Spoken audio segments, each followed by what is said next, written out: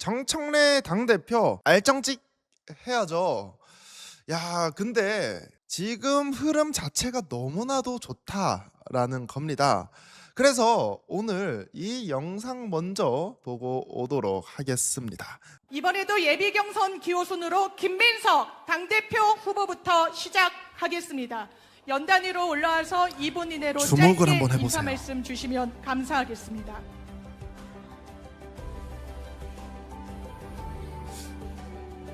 김민석 후보가 나오는데 너무나도 조용하지 않아요? 김민석 후보가 나오는데 박수 치는 사람과 환호하는 사람이 없어. 저는 원래 김민석 후보가 워낙 많이 밀어주길래 인기가 많은 줄 알았어요. 원래 이런 자리 딱 나오잖아요. 그러면 와!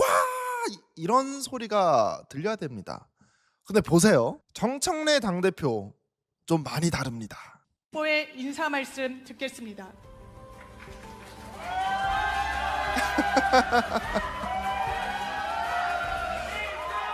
큰 박수만 잘 들어봐. 부탁드립니다. 민주당을 민주당답. 여러분들, 이게 바로 민심입니다. 그 수많은 뉴스 기사와 여론조사를 우리가 봤었을 때 우리 청래형 떨어지면 어떡하지? 정청래가 꼭 돼야 되는데 이런 분들 상당히 많았단 말이에요. 너무 우리가 마음을 졸이고 있었어. 근데 저는 오늘 딱 이거 보고 게임 끝났다. 여론조사도 좋고 현장 반응도 완전히 다르구나. 그런 게 완전히 느껴졌습니다. 그래서 오늘 이 중요한 내용 중에 하나가 뭐냐면 바로 본선 진출자가 나왔다라는 거죠. 사실 당대표 같은 경우에는 예상이 됐어요. 누가 보더라도 정청래 당대표, 김민석 총리, 송영길 당대표 이 세 분이 될 거라는 것은 누구나 알고 있었습니다. 하지만 이 최고위원은 우리가 약간 마음은 졸였어. 왜? 이성윤 의원, 한민수 의원, 최민희 의원 이분들이 돼야 되는데 이게 될란지 안 될란지 이제 우리가 좀 어려웠었단 말이에요. 근데 정말 다행히도 이성윤 의원과 한민수 의원, 최민희 의원 이 세 분께서 들어오셨다. 이제 이 세 분께서 최고위원이 될 때까지 우리가 쭉 달려가야 됩니다. 이런 상황에서 여러분들 뉴스 토마토 여론조사입니다. 정청래, 김민석 접전이다. 접전? 접전 별로 아닌 것 같던데. 이 내용을 정리하면 바로 이렇게 나옵니다. 민주당의 차기 당대표 1순위가 누군가요? 정청래입니다. 라고 하시는 분들이 33.7%. 민주당 지지층, 무당층 차기 당대표 1순위 정청래 35%. 여기는 약 3%가 차이가 나고요. 그리고 여기는 약 11%가 차이가 납니다. 근데 여러분들 이게 중요한 게 아니에요. 이게 중요한 게 아니야. 자세하게 우리가 눈을 똑바로 뜨고 봐야 돼요. 40대, 50대, 60대가 중요합니다. 이거 이제 여론조사도 들어가기는 하지만 중요한 게 뭡니까? 권리당원이잖아요. 40대에서는 약 15%가량 차이가 납니다. 50대도 10% 이상 차이가 나요. 60대 20% 차이가 납니다. 근데 이게 왜 중요하냐? 40대, 50대, 60대. 바로 이게 23년도 권리당원 비율이거든요. 정청래 당대표가 압도적인 승리를 거뒀었던 50대, 40대, 60대의 권리당원 비율을 보세요. 29.6%입니다. 50대. 40대 22%예요. 60대 20%입니다. 그러니까 사실상 40대, 50대, 60대의 민심을 가져가는 사람들이 바로 당대표가 된다라는 거예요. 그래서 이번 여론조사가 진짜 상당히 유효한 여론조사다라는 겁니다. 그렇다라고 하면 원래 정청래 당대표가 김민석 총리에게 계속 밀린다라는 느낌이 들었는데 왜 뒤집혔을까요? 저는 우선 두 가지로 보는데요. 첫 번째, 유시민 작가님이 이브뉴스에 나와서 그리고 그 이전에 매블쇼 뉴스공장에 나와가지고 말씀을 하십니다. 지식인으로서 민주당의 원로로서 말씀을 하세요. 그러면 그거에 대해 가지고 마음 뼛속 깊게 새겨 들어야 되는데 그렇지 않다라는 겁니다. 김민석 후보가 이렇게 말을 해요. 아니 유시민 동지 언어 아니야. 뭐 필패? 썩었네? 그러니까 딱 그 워딩만 보는 거예요. 나머지는 관심이 없어. 그러니까 공격만 계속 하는 겁니다. 그런데 우리가 이거를 잘 생각해 봐야 돼요. 민주당에 오랫동안 계신 분들 유시민 작가 좋아하는 비율이 어떻게 될 것 같습니까? 이거는 제가 여론조사가 없어가지고 정확한 수치를 말할 수는 없지만 개인적으로는 약 70% 이상은 유시민 작가를 좋아하는 분들이 대부분입니다. 민주당 당원분들은. 심지어 제가 대학원에서 그리고 다른 만남 친구들한테 같이 이야기 나눠보잖아요. 정치에 진짜 아예 관심 없는 친구들도 나 유시민은 한번 만나보고 싶다. 나 유시민은 좋아 하는 비율이 상당히 높아요. 그런 유시민 작가에 대해서 조언을 그대로 온전히 받아들이지 못하고 나는 더 이상 이 평론에 대해서 듣기 싫어 라는 반응을 보인 것 자체가 전 반감을 샀다라고 보는 겁니다. 첫 번째 이유로. 두 번째 이유가 저는 그런데 더 크다고 보는데요. 두 번째 이유입니다. 신천지 곧 정리해서 설명해 하겠다라고 합니다. 그리고 정청래 당대표 같은 경우에는 신천지와 관련돼 가지고 왜 계속 신천지와 관련돼서 이슈를 띄우냐라고 얘기를 하게 되는데요. 우리가 이걸 잘 생각해야 돼요. 김민석 후보는 정청래 당대표를 아예 명시적으로 언급하지는 않았어요. 그런데 기타 유명하지 않은 유튜버들, 몇몇 유튜버들 같은 경우에는 정청래 당대표와 신천지를 계속 엮어가면서 의문을 제기합니다. 의혹 제기를 해요. 그리고 그게 마치 사실인 것 마냥 퍼뜨립니다. 그러한 상황에서 김민석 총리는 계속 언론에 메시지를 내는 거예요. 민주당에 신천지가 들어왔다. 우리 신천지 막아야 된다. 그러면 이게 어떻게 연결됩니까? 김민석 후보는 정청래 당대표를 직접적으로 언급하지는 않았지만 사람들의 머릿속에는 연계가 되는 거예요. 정청래 후보가 신천지랑 관계가 있나? 근데 이게 뭐가 문제냐면 정청래 당대표 개인에 대한 나쁜 이미지만 씌워지는 것이 아니라 민주당 신천지랑 관계 있는 정당이네? 민주당이라는 정당 자체를 버린다라는 겁니다. 그리고 이렇게 말도 안 되는 내용들이 지속적으로 나오다 보니까 정청래 당대표에 대한 동정론이 계속 나오는 거예요. 야, 아무리 내가 정청래가 아무리 미워도 야, 신천지는 아닌 거 아닌가? 호남에서도요. 야, 정청래 내가 좀 싫었어. 야, 근데 좀 불쌍하다. 정청래 왜 그렇게 정청래 그렇게까지 공격을 할까? 라는 동정 여론이 생긴다라는 거죠. 그래서 저는 이 신천지와 관련된 언급을 하시는 분들 있잖아요. 강력하게 처벌해야 된다. 이거는 정청래 당대표께서 개인적으로만 해야 될 것이 아니라 민주당 내부에서도 강력한 조치, 당 차원에서 강력한 조치를 취해야 된다고 보는 거고요. 반대로 김민석 후보에 대해서도 어떤 이야기가 나오냐?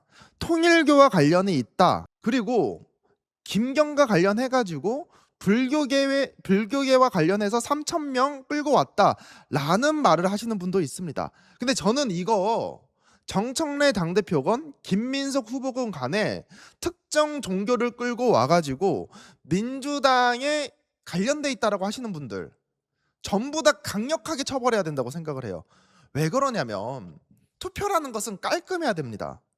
근데 만약에 정청래 당대표가 신천지와 관련돼 있다 막 이거를 퍼뜨리면서 하면 누구와 승복을 하겠습니까? 반대로 김민석 총리한테도 너 통일교와 관련 있더만 통일교가 너 조직적으로 도와준 거 아니야? 이런 것들을 퍼뜨리잖아요. 승복이 안 됩니다. 그리고 민주당 자체 정당에 대한 신뢰가 하락하게 돼요. 그래서 저는 통일교와 김민석 총리가 관계가 돼 있다라고 주장하시는 분들 그리고 정청래 당대표와 신천지가 관계돼 있다라고 주장하시는 분들은 아주 강력한 형사처벌이 필요하다라고 생각을 합니다. 그렇다라고 하면 우리가 봐야 될 것이 정청래 당대표가 신천지와 관련돼 가지고 말씀하신 부분이 있는데 이거 같이 보고 오도록 하겠습니다. 지역구 행사했습니다. 그리고 거기에는 마포구청장, 경찰청장, 저 경제부총리 구윤철 기재부 장관도 기재부 차관 때 와서 다 축사하고 끝난 거예요. 끝나고 나서 뒤풀이를 한 것도 아니고 그냥 그게 끝이에요. 근데 그걸 가지고 신천지로 저를 엮으려고 했던 것 같은데 그건 이제 뭐 응당한 죗값을 치를 거라고 생각하고 정확하게 100% 가짜뉴스 허위 조작 정보다라는 말씀 드리고 아직까지는 정청래가 신천지랑 연관돼 있다, 연루돼 있다라는 얘기를 지금 안 하고 있어요. 지금 하는 즉시 가장 강력한 응징을 할 것이다. 그건 제 문제고요. 이것을 떠나서 더불어민주당의 전당대회 신천지가 영향력을 행사하려고 한다, 개입돼 있다는 의혹을 제기하는 것은 당을 위험천만한 지경에 빠뜨리는 거예요. 이거는 위헌정당으로 몰릴 수도 있는 위험천만한 주장이거든요. 이거는 정확하게 해당 행위예요. 그리고 해당 행위보다 더 심각한 사항이거든요. 지금 이것은 당원들이 다 들고 일어나야 될 문제예요. 댓글 보니까 난 정청래 의원을 지지하는데 내가 그럼 신천지 신도란 말이냐? 이렇게까지 당원들이 지금 분노하고 있거든요. 근거를 빨리 대라. 근거를 대지 못하면 사과해라. 최민희, 이성윤, 한민수 의원은 근거를 대지 못하면 사퇴해라. 저는 옳은 주장이라고 생각합니다. 이거 제가 물어봤잖아요. 제가 정청래 당대표님께 물어봤잖아요. 이거 들으면서 진짜 제가 울컥했어요. 제가 질문을 했지만 이 유시민 작가님도 그렇고 정청래 당대표님도 그렇고 이제 뭐 악플이라든지 공격에 대해서 면역이 있다 라고 이제 말씀을 하셨습니다. 근데 지지하는 마음으로서 저희가 너무 마음이 아파. 근데 이제 아파하지 않을 겁니다. 왜? 정청래 당대표께서 이렇게 말씀하셨잖아요. 나는 이렇게 돌 이렇게 맞아도 아프지 않다. 하지만 나를 지지해주는 사람이 그런 것들을 보고 아파하는 게 마음이 아프다. 그래서 저도 이제 정청래 당대표에게 돌을 던지는 거 가지고 마음 아파하지 않으려고 합니다. 이렇게 신천지와 관련돼 가지고 계속 말도 안 되는 공격을 하니까 동정론이 생긴 거예요. 제가 그래가지고 어떤 게 떠올랐었느냐, 노무현 대통령이 떠올랐습니다. 이 영상도 제가 한 가지 준비했는데요. 이거 영상 보고 오도록 하겠습니다. 정몽준 대표는 노무현 후보에 대한 지지를 철회합니다. 지금 방송으로 나오고 있어요. 아니로 안 될 게 됐었지. 아니로 안 될 게 됐어. 솔직히 말씀드려서 저는 지금도 영문을 잘 모르고 있습니다. 또 이해할 수가 없습니다. 대표님은 다른 얘기 안 하십니까? 대표님 주무십니다. 손님이 오셨는데. 그래서 지금 이게 대단히 중요한 국사를 좀 깨봐서라도 좀 만나봐야죠. 이게 내가 왔다고 꼭 좀 전해주세요. 굳게 닫힌 문 앞에서 노무현 후보는 정몽준 대표가 대화에 응하기를 기다렸습니다. 하지만 결국 만나지 못한 채 발걸음을 돌리고 맙니다. 선거 당일 정몽준 대표는 투표도 하지 않은 채 집 밖으로 나오지 않았습니다. 유세 마지막 과정에서 제 개인의 사려 깊지 못한 판단에 대해 국민 여러분과 노무현 당선자에 대해 송구스럽다는 말씀을 드립니다. 이렇게 제가 영상을 봤는데 사실 저희 세대는 노무현 대통령께서 어떤 과정으로 당선됐는지는 자세하게 모릅니다. 그 당시의 기억은 없어요. 하지만 부모님을 통해서 그리고 제 주변 어른들을 통해서 그 당시 상황을 제가 들었습니다. 원래 제가 오늘 보여드리고 싶었던 장면은 정몽준 후보를 만나러 갔었던 노무현 대통령께서 결국에 만나지 못하고 담배를 딱 씁쓸하게 피시는 그 모습이 있었어요. 그 모습을 사실 보여드리고 싶었어요. 당시에 보시면 이걸 보셔야 됩니다.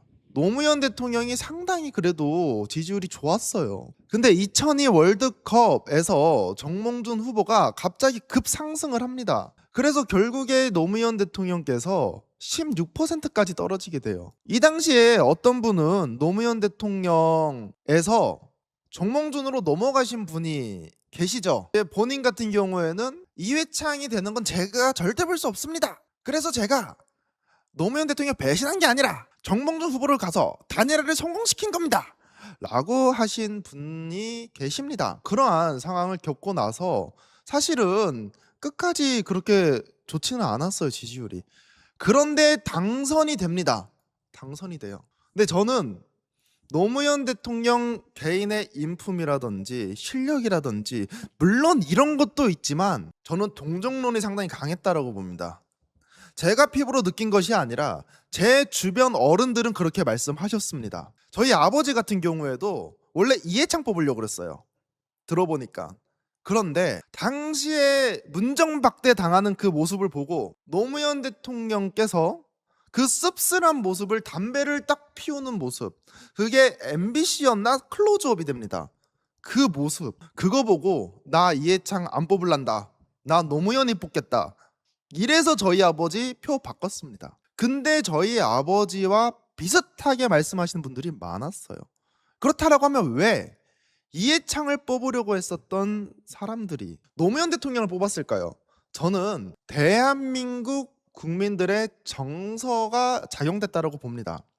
우리 어렸을 때 막 경찰과 도둑 이런 거 하잖아요. 아니면 무궁화꽃이 피었습니다. 다 기억나시죠? 외국에는 깍두기 문화가 없어. 못하는 애는 그냥 못하는 거 안 껴줘. 근데 대한민국 정서는요, 못하는 애가 있더라도 어떻게든 껴줘가지고 깍두기 만들어가지고 껴줍니다. 야, 술래가 저 깍두기는 못 잡는다, 껴줘요. 정이 넘치는 민족이라는 겁니다. 그러한 민족성을 가지고 있는데 딱 정청래 당대표 보니까 나 정청래 말고 김민석 뽑아야겠어. 정청래 좀 아닌 것 같은데 하시는 분은 분명히 계셨을 거예요. 그런데 말도 안 되는 걸로 지속적으로 집단 린치를 가하니까 언론도 그렇죠, 평론가들도 그렇죠, 그리고 김민석을 지지하는 김민석계도 그렇죠, 너무나도 많은 공격이 나오는 거야.